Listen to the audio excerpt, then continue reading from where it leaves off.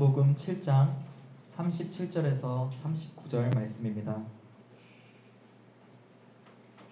요한복음 7장 37절에서 39절 말씀입니다. 제가 봉독하겠습니다. 명절 끝날 곧 큰 날에 예수께서 서서 외쳐 이르시되 누구든지 목마르거든 내게로 와서 마시라. 나를 믿는 자는 성경의 이름과 같이 그 배에서 생수의 강이 흘러나오리라 하시니 이는 그를 믿는 자들이 받을 성령을 가리켜 말씀하신 것이라. 예수께서 아직 영광을 받지 않으셨으므로 성령이 아직 그들에게 계시지 아니하시더라. 아멘. 주 아버지 하나님을 찬양합니다. 거룩한 주일 주의 백성들이 겸손함으로 고개를 숙이고 하나님을 예배합니다. 말씀하신 아버지의 말씀에 청종하게 길을 열고 깨닫게 하여 주의 성령을 사모하며 은혜를 구합니다.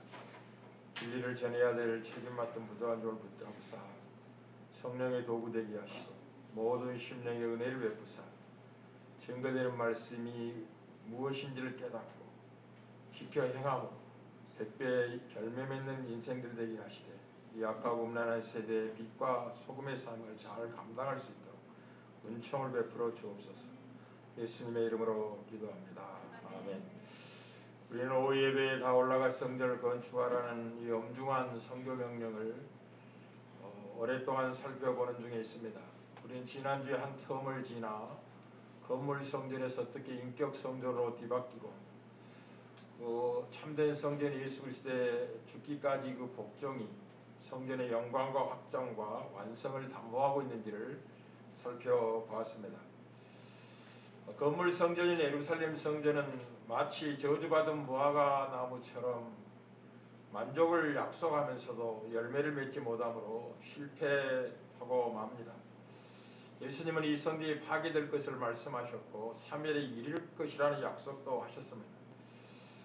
예수님의 약속에 따르면 예수님의 육체적 죽음은 이제 성전 휘장을 파괴하고 온 인류가 하나님의 임재에 처소롭고 나아갈 수 있는 새롭고 상기를 여는 획기적인 죽으심이었습니다.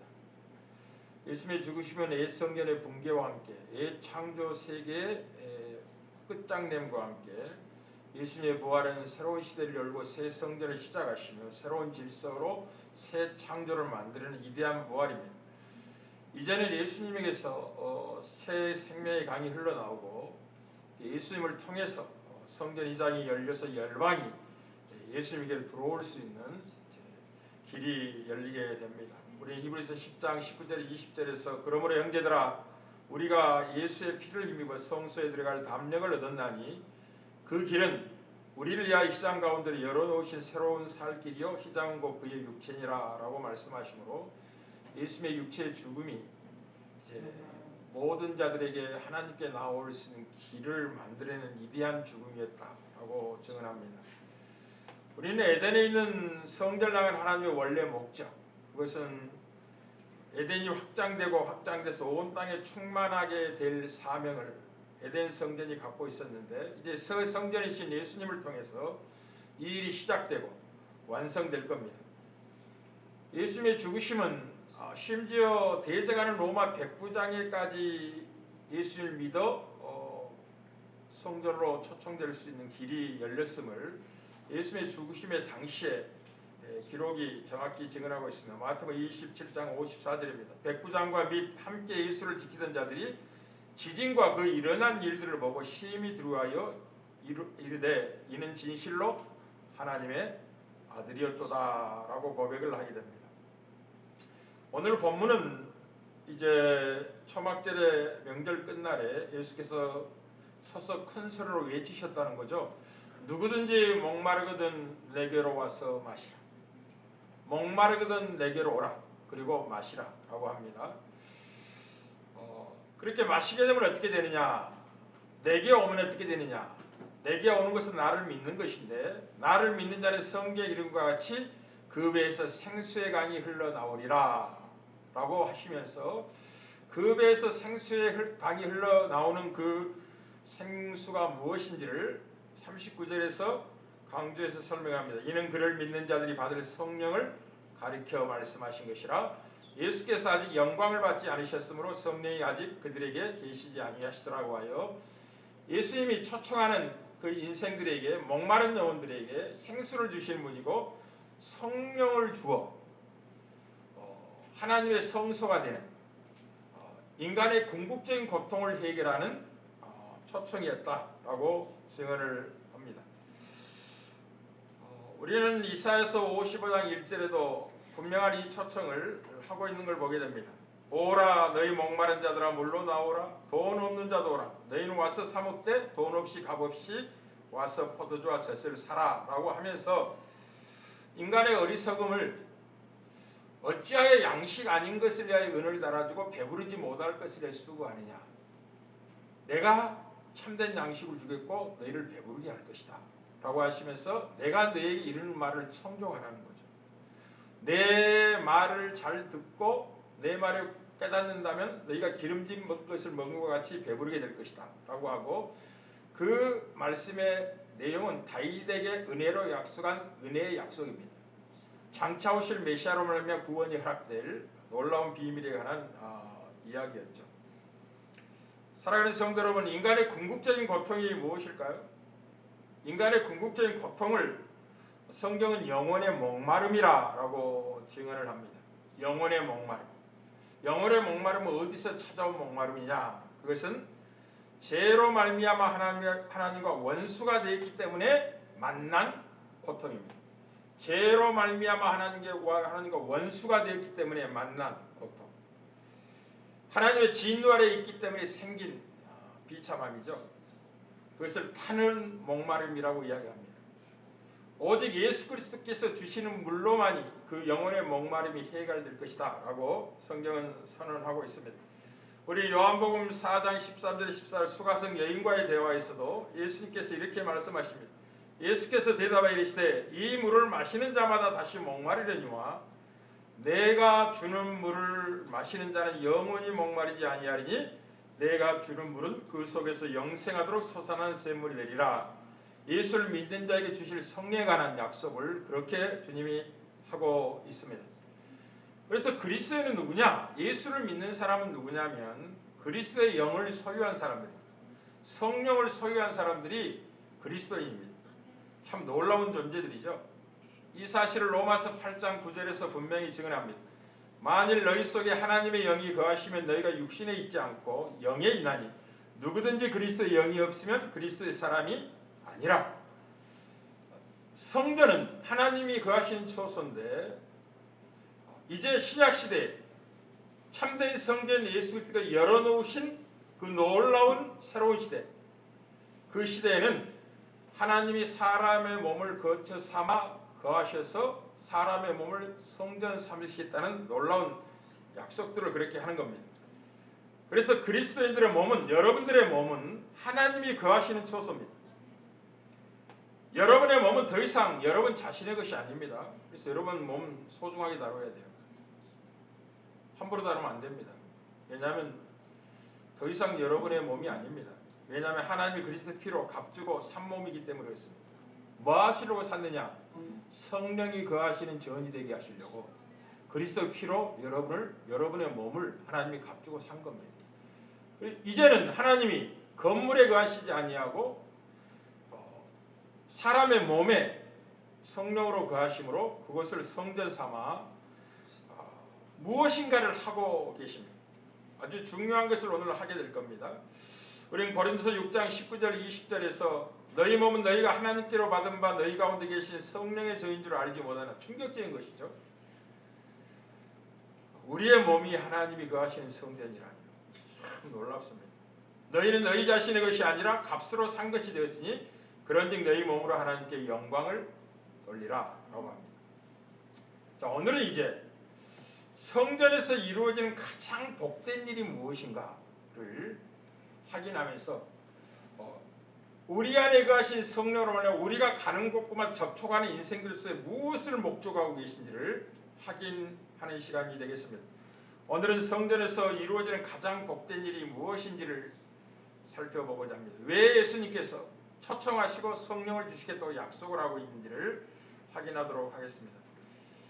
성전에서 이루어지는 가장 복된 일은 무엇이냐면 그것은 죄인들이 하나님과 화목을 이루는 것입니다. 인간의 궁극적인 고통이 하나님과 원수되어 있기 때문에 그렇습니다. 하나님의 진노 아래 있기 때문에. 그래서 이 원수된 이 비극적인 운명을 끝내고 하나님과 화목해야 되는 역사가 어디에서 이루어지는 성전에서 이루어지는 것입니다. 죄인들과 하나님과 화목을 이루는 일이 성전에서 하는 가장 중요한 일입니다. 두 사람이 화목하지 않고 어떻게 동행할 수가 있겠습니까? 두 사람이 뜻이 같지 않고 어찌 동행하겠습니까? 사랑하는 성도 여러분, 우리 안에 성령 우리와 동행하는, 우리가 예수와 함께 사는 것이 신앙이라고 말씀드렸는데요. 어찌 뜻이 합하지 않고 화목하지 않고 동행할 수가 있겠습니까? 그래서 우리와 함께하기 위해서는 화목해야 되는 일이 먼저 있어야만 하는 것입니다. 그래서 성전에 사는 가장 중요한 일은 뭐냐면 재물의 피를 가지고 하나님과 원수된 죄인들이 하나님과 화목을 누리는 것입니다. 구약에는 수없는 재물의 피를 가지고 일시적인 화목을 약속받기로 했지만 이제 복음 안에서 그리스도께 영단번에 드리신 재물이 되시고 흘리신 보혈로 말미암아 이제 하나님과 화목한 자가 된 자가 우리들입니다. 우리가 예수를 믿는다, 믿음으로 의롭게 된다는 말이 무슨 말이냐면 우리가 믿음으로 의롭게 된다. 의롭다는 말의 핵심은 관계 정상화라는 뜻이에요. 하나님과 깨어진 관계가 회복되는 것을 믿음으로 의롭다 얘기를 받는다는 거예요. 그래서 로마서 5장 1절에 중요한 표현을 이제 성경이 그렇게 하고 있는 거죠. 그러므로 우리가 믿음으로 의롭다 하심을 받았으니 우리 주 예수로 말미암아 하나님과 화평을 누리자. 우리가 믿음으로 말미암아 의롭다 얘기를 받습니다. 그래서 이제 어떻게 한다고? 우리 주 예수 그리스도로 말미암아 하나님과 화목을 누리는 거예요. 그게 예수 그리스도의 죽으심과 부활하심과 그를 믿어 얻게 될 백성들 주시는 놀라운 복이죠. 그래서 이 성전에서 하는 최고의 복된 내용은 도저히 하나님과 화목할 수 있는 죄인들이 재물의 피로 말미암아 화목을 이루는 복을 누리는 것입니다. 놀라운 이야기죠. 이 성전과 화목의 관계가 얼마나 중요한지를 우리 주님은 산상수훈에서 분명히 말씀을 하였습니다. 마태복음 5장 23, 24절에 그러므로 예물을 제단에 드리려다가 내 형제에게 원망 들을 만한 일이 생각나거든 예물을 제단 앞에 두고 먼저 가서 형제와 화목하고 그 후에 와서 예물을 드리지. 우리는 히브리서 12장 14절에서 다음 주까지 이어서 함축해서 이 본문이 이야기하고 있는데요. 모든 사람과 더불어 화평함과 거룩함을 따르라. 이것이 없이는 아무도 주를 보지 못하리라고 하여 성전을 의도하고 주를 뵙지 못하는 이유가 화평함과 거룩함을 따르지 않을 때 주를 뵙지 못한다라고 하여 화목을 이루지 못한 인생은 하나님과 동행할 수 없다라는 것을 분명히 확인시켜 주고 있습니다. 예수 그리스도는 참된 성전이셨습니다. 그래서 하나님은 그리스도 안에 계시사 세상과 화목하기를 기뻐하셨습니다. 하나님이 그리스도 안에 거하시사 그리스도를 통해서 세상과 화목하기를 원하셨고 그래서 그리스도에 나온 자들은 예수를 믿는 자들은 성령을 소유하게 돼요.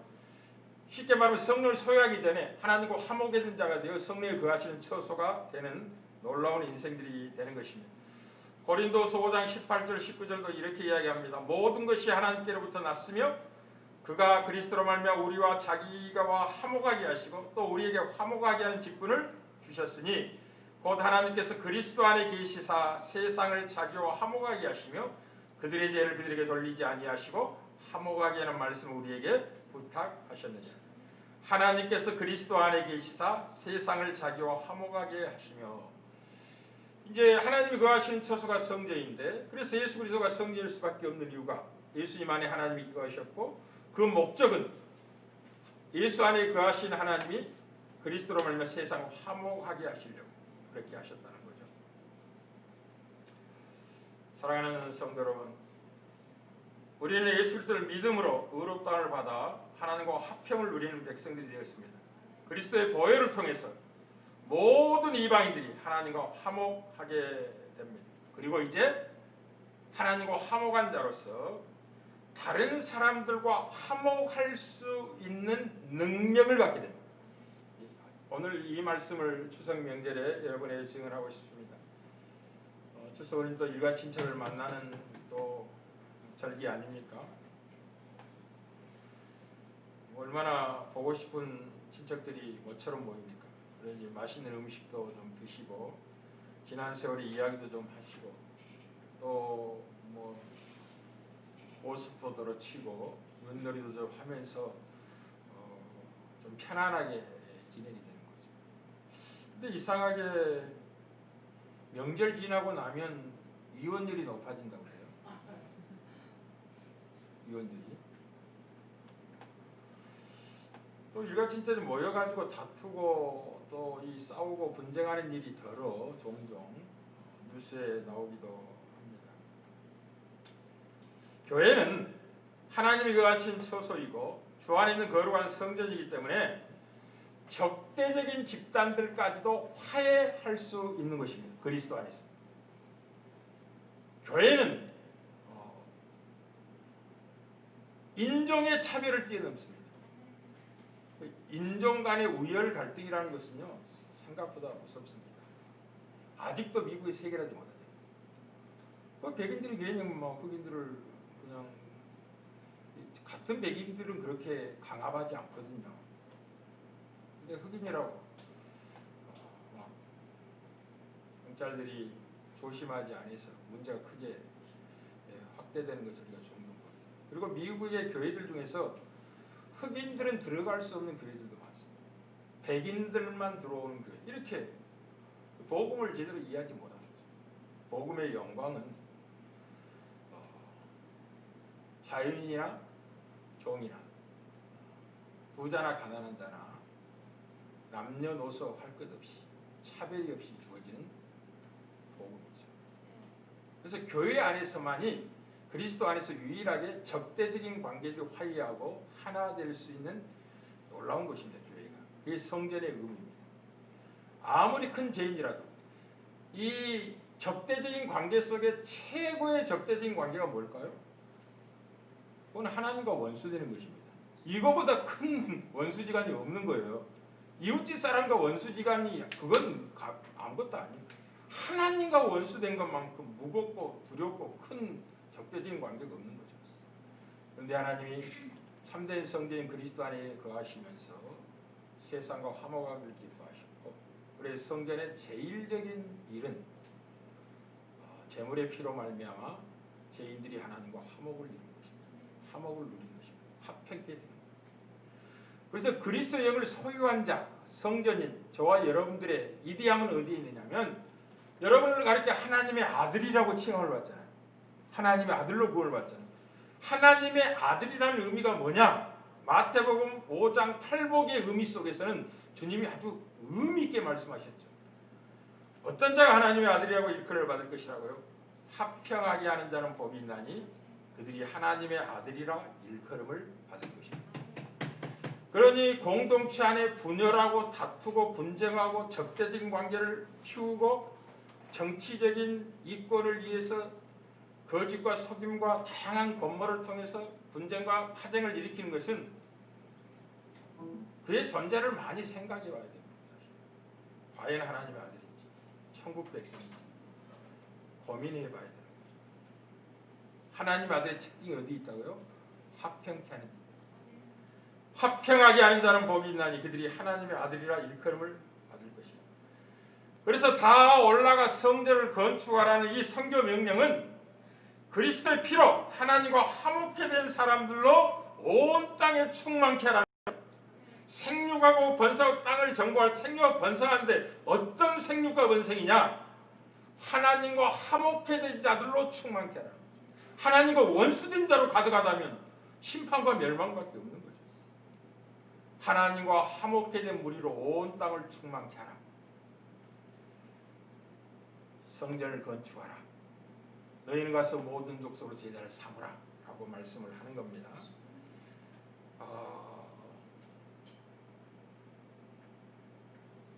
성전에서 일어나는 가장 복된 사실은 죄인들이 제물의 피로 말미암아 하나님과 화목해 되는 일입니다. 그래서 복음을 가리켜서 은혜의 복음이라고 말씀도 하지만 화평의 복음이라고 말씀을 합니다. 화평.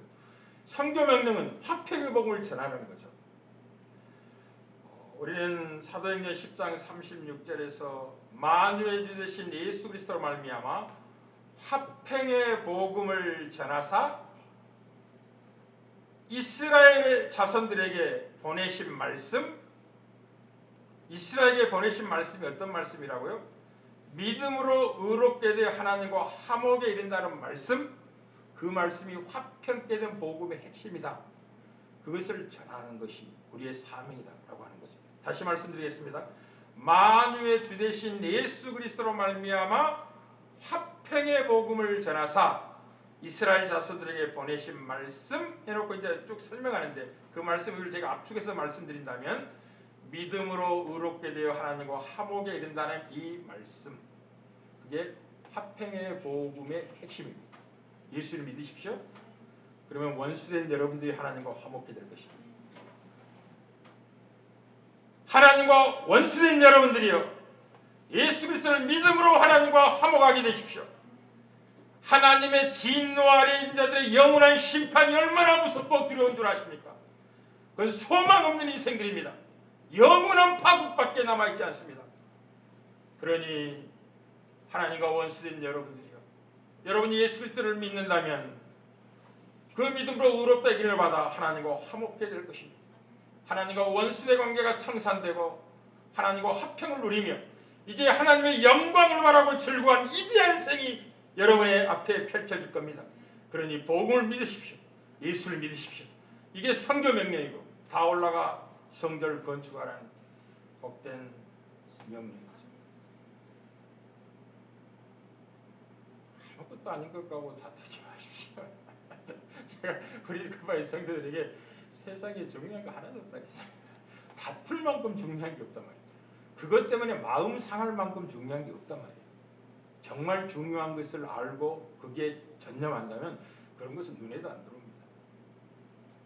정말 중요한 걸 놓치고 있으니까 사소한 것에 다투고 싸우고 스스로 상처이고 고통받고 괴롭힘 당하면서 우울증에 빠지고 살아야 되니 말아야 되니 뭐 이상한 생각도 해보면서 그렇게 세월을 낭비하고 살아가는 아픔을 겪습니다. 세상에 소중한 건 하나도 없습니다. 급하고 다급한 일이 없다는 말이 아니에요. 얼마나 해결할 일이 많고 분주한 일이 많습니다. 하나 해결해도 또 새로운 일을 극복하고 넘어가야 되는 게 인생인데, 그러나 정말 소중한 것이 무엇인지 안다면 그런 사소한 것에 여러분을 괴롭히고 낭비할 시간 없습니다. 여러분들은 화목해 되는 말씀으로 하나님과 화목해 된 자들이고, 이제는 화목하는 직분을 하나님께 받아 화목하게 하는 말씀을 전하는 선교 명령을 받은 위대한 존재라는 것을 기억하십시오. 그러니 여러분이 가는 곳에 분쟁과 다툼이 멈추게 하셔야 됩니다. 누가 누구의 비난과 조소를 한다면 내 선에서 끝장을 내야 됩니다. 수많은 비난의 화살이 어떤 한 사람에게 집중되게 해서 포화처럼 쏟아지고 있을 때 그 앞에 가로막고 내가 다 감당을 하고 더 이상 그 비난의 화살이 다른 채 안 가도록 여러분 선에서 멈추게 하십시오. 거꾸로 여러분 선에서 배나 눈덩이 불어나듯이 이렇게 불려가지고 되넘기시면 안 됩니다. 화평케 하는 자는 복이 있나니 하나님의 아들이라 일컬음을 받을 것이요. 성전에 사는 가장 중요한 일, 성전이 맡고 있는 책임이 가장 위대한 삶입니다. 다음 주에 이제 한번 거룩함에 대한, 성전이 요구되는 가장 위대한 존재의 영광, 거룩함에 대한 이야기를 할 텐데, 히브리서는 그 두 가지를 압축해서 한마디로 이렇게 증언을 했습니다. 모든 사람과 더불어 화평함과 거룩함을 따르라. 이것이 없이는 아무도 주를 보지 못하리라. 굉장히 의미 있는 말씀이죠. 주를 보는 것이 구원이거든요. 그분과 영원히 함께 하나님이 우리 안에 거하시는 성전 삼아 거하시고 우리가 하나님 안에 거하는 그거에 이제 상호 거처가 되는 게 구원이거든요. 우리는 하나님의 거처가 되고 하나님 우리의 영원한 거처가 되어서 영원히 동거하며 복을 누리는 삶 그게 구원이거든요. 근데 주를 보지 못한다는 이 말은 성전을 의식하고 하는 말입니다. 성전은 두 가지가 중요하거든요. 화목을 이루는 일과 거룩함을 지켜야 됩니다. 오늘은 첫 번째 하나님의 성전에서 하는 가장 복된 내용은 화목해 되는 일이라는 것을 같이 나눴습니다. 추석 명절 잘 지내시고요. 여러분 일가축적 만나면 위로하시고 격려하시고 코라씨 얼마나 힘들게 사냐고 손 꼭 붙잡아 주시고 좀 세속적인 표현이지만 사실 내 가진 건 돈밖에 없거든. 그러니 필요함을 이야기하라고 이야기해 줄 만큼 넉넉하게 추석을 보내주십시오. 사실 그 돈밖에 없는 사람도 그런 말 못합니다. 아무것도 없는 사람이 그런 이야기 하는 거죠. 믿음 안에 부유한 자가 그렇게 하는 거죠. 실제로 그러나 그렇습니다. 이제 저도 이제 할아버지가 되었고 우리 큰아들이 이제 결혼을 하겠다고 하니 며느리를 봐야 될 거 아닙니까? 그래서 이제 우리 며느리에게 해주고 싶은 중요한 이야기가 있어요. 그게 뭐냐? 이제 우리 사택에 인사도 왔거든요. 와서 인사도 해보고 하니까 이제 그 며느리 누려볼 때는 뭐 초라하게 보이겠죠. 뭐 이렇게 좁은 곳에서 이렇게 여러 사람이 어떻게 살까 그런 생각도 했을 수도 있고 뭐 이게 다양히 했을 수도 있습니다. 그러나 제가 이제 소중하고 사랑하는 이제 새 식구가 들어오니까 해주고 싶은 이야기가 있죠. 그게 뭐냐?